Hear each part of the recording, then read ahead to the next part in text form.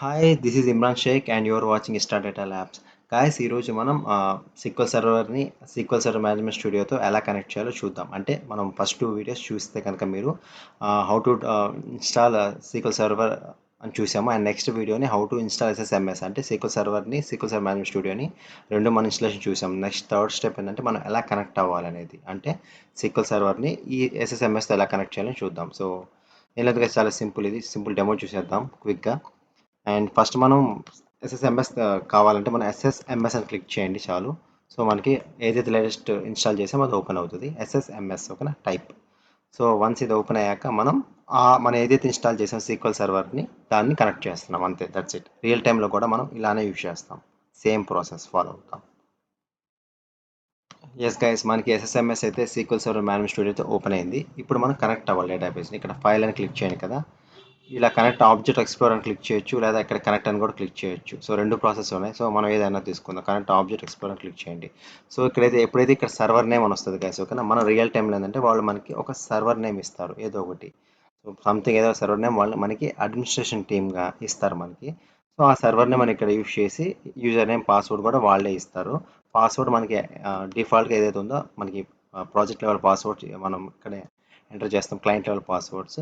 So మనం అక్కడ మనం ఏంటంటే మనమే అడ్మిన్స్ కాబట్టి, ఇందాక నేను ఫస్ట్ వీడియోస్ చెప్పినట్టు మనమే అడ్మిన్స్ కాబట్టి ఇక్కడ క్లిక్ చేసి ఇక్కడ బ్రౌజ్ ఫర్ మోర్ అని క్లిక్ చేయండి, ఓకేనా. మనకేది తెలియదు కాబట్టి డేటాబేస్ ఇంజిన్ ఉంది కదా, క్లిక్ చేయండి. సో ఈ రెండు నా మెషిన్లో 2 సీక్వల్ సర్వర్స్ ఉన్నాయి, ఒకటి ఈ ఇన్స్టెన్స్ ఐడితో, ఇంకోటి ఇన్స్టెన్స్ ఐడితో. సో నేను ఈ ఇన్స్టెన్స్ ఐడితో లాగిన్ అవ్వాలనుకుంటున్నాను. ఇది జస్ట్ క్లిక్ చేయండి చాలు, ఇనఫ్. ఓకే క్లిక్ చేయండి. ఓకే క్లిక్ చేశాక ఇక్కడ టూ మోడ్స్ ఉన్నాయి, విండోస్ అథెంటికేషన్ లేకపోతే సీక్వల్ సర్వర్ అథెంటికేషన్ అని ఉంటుంది. సో మనం సీక్వల్ సర్వర్ అథెంటికేషన్ నుంచి అవుతున్నాము. సో విండోస్ అయినా అవ్వచ్చు. ఇప్పుడు విండోస్ క్లిక్ చేస్తే నా డిఫాల్ట్ తీసుకుంటా, అంటే నా లాగిన్ క్రెడెన్షియల్ తీసుకుంటుంది విండోస్ది. సో ఇలా అయినా మనం కనెక్ట్ అవ్వచ్చు. సో మనకి 2 పాసిబిలిటీస్ ఉంటాయి. సో సేమ్, కాకపోతే ఇక్కడ లోకల్గా కనెక్ట్ అయ్యాము, సీక్వల్ సర్వర్ వైజ్ కనెక్ట్ అవ్వాలి అంటే విండోస్ అథెంటికేషన్తో అయ్యాము.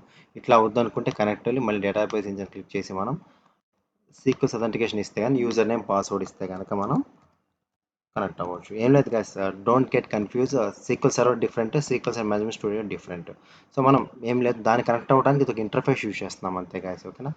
సో అదే మెయిన్ డిఫరెన్స్. ఓకే, డిస్కనెక్ట్ చేస్తాను, దీన్ని కనెక్ట్ చేస్తాను, ఓకేనా. Database, okay. ఇప్పుడు ఫైల్ క్లిక్ చేయండి, file new query with current connection click చేయండి, ఇనఫ్. సో మనం దీనికి డేటాబేస్కి కనెక్ట్ అయిపోయాం, ఐ మీన్ దీ సర్వర్ కనెక్ట్ అయిపోయాం. ఇక్కడ మన డేటాబేస్ని క్రియేట్ చేయాలి. బై డిఫాల్ట్గా మనకి మాస్టర్ అనే డేటాబేస్ ఉంటుంది గైస్. మనం ఎప్పుడైనా లాగిన్ అయ్యాక ఇక్కడ మనం డేటాబేస్ని క్రియేట్ చేసేసుకుంటాం. యాజ్ యూజువల్గా మనకి అకౌంట్ రిక్వైర్మెంట్ చేస్తాం, బట్ రియల్ టైంలో ఆల్రెడీ మనకి ఏంటంటే డేటాబేస్ క్రియేట్ అయ్యి ఉంటుంది, మనం చేయము, అడ్మిన్స్ క్రియేట్ చేసి మనకి ఇస్తారు.